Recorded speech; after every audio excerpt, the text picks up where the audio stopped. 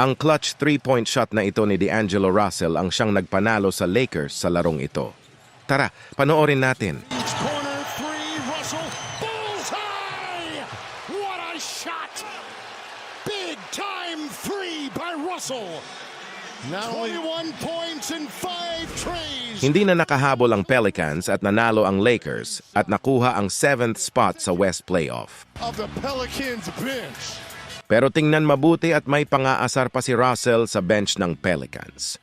Sa unang bahagi ng laro pa lang ay makikitang nagkainitan na itong sina D'Angelo Russell at Jose Alvarado. 5 in a row at home. The Lakers have won Alvarado.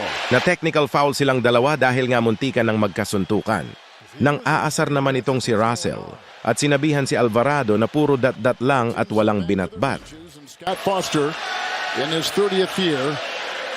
Here's the aggressive defense here by Alvarado. Top of the key. Okay, and here's the foul, but watch afterwards. The little shove to the chest. Right there, there's the bump, there's the technical.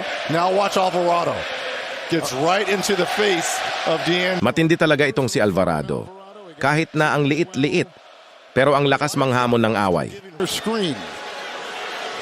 Tingnan mabuti kung sino ba talaga ang nagumpisa ng gulo. Ano sa tingin nyo? Sino ba ang panalo sa kanilang dalawa sa pautakan at pangaasar? Chest.